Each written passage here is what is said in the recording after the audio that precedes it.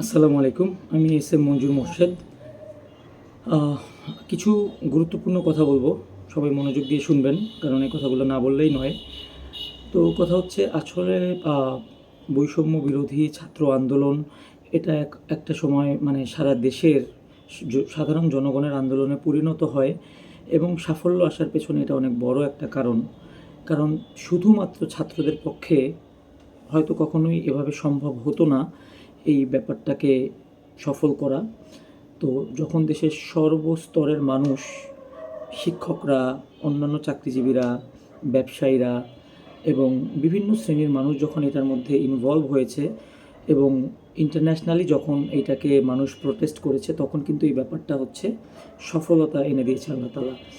তো কিন্তু আমরা স্বাধীন হয়েছি আলহামদুলিল্লাহ, কিন্তু যেটা সমস্যা সেটা হচ্ছে কিছু অতি উৎসাহী মানুষজন আসলে যারা মানে দেখা গেল যে জুলাই মাসে আপনি যদি তাদের ফেসবুক প্রোফাইল চেক করেন, দেখবেন যে তেমন কোনো অ্যাক্টিভিটি ছিল না। কিন্তু এই স্বাধীন হওয়ার পরে হয়তো তারা অতি উৎসাহী হয়ে এই আন্দোলনে যোগ দিয়েছে বা এই নামে এই ব্যানারে কাজ করছে। সেটাতেও আমাদের সমস্যা না, আমরা তাদেরকেও সাধুবাদ জানাই যে হ্যাঁ, স্বাধীন হওয়ার পরেও মানুষের আসলে ইনভলভমেন্ট খুবই প্রয়োজন। কিন্তু যেটা সমস্যা সেটা হচ্ছে কিছু মানুষ এই ছাত্রদের ব্যানারে তারা নিজেদের রাজনৈতিক এজেন্ডা বাস্তবায়ন করার চেষ্টা করছে এবং একই সাথে আমি দেখছি যে বিভিন্ন জায়গায় রাস্তায় তারা এক প্রকার টাকা তুলছে। আবার কিছু মানুষ ছাত্র সেজে অনেকজনের বাসায় যাচ্ছে, যে হচ্ছে তারা বলতেছে যে যেসব মাল লুটপাট হয়েছে আমরা এগুলো চেক করব আপনার বাসায়। অনেকের কাছে তারা চাঁদা দাবি করতেছে। তো কথা হচ্ছে আমি একটা জিনিস শুধু বলতে চাই যে বৈষম্য বিরোধী ছাত্র আন্দোলন যারা মূল কমিটি, তারা কিন্তু কারো থেকে কোনো প্রকার ফান্ডিং নেয় নাই। আপনি দেখবেন এরা রাস্তায় দাঁড়িয়ে কথা বলেছে। এরা মানে তার নিজের যেই শার্ট, নিজের যেই প্যান্ট, নিজের যেই নর্মাল গেট আপ, এইসবেই তারা চলেছে সবসময়।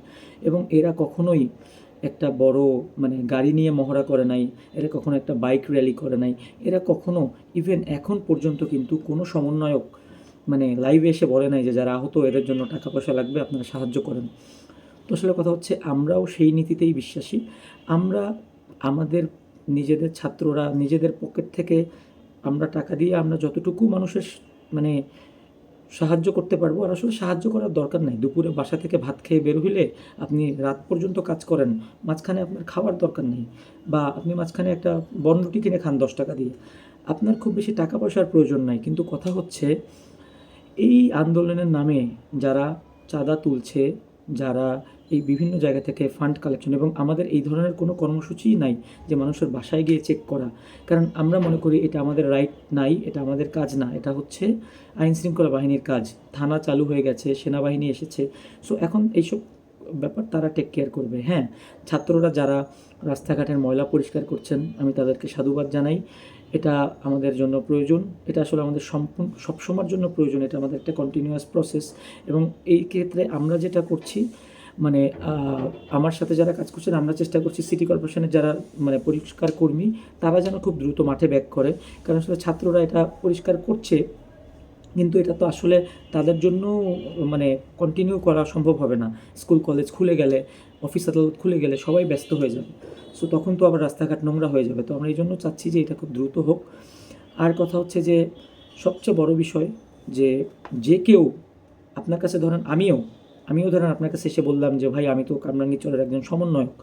আমি সেই ক্ষেত্রে আপনাদেরকে অনুরোধ করব, আপনি প্রথমত দেখেন যে তার ওই সময় তার কি অবদান ছিল, তার ফেসবুক প্রোফাইল ঘাঁটেন, তার সাথে কথা বলে আপনি বুঝবেন যে আসলে তার উদ্দেশ্যটা কী।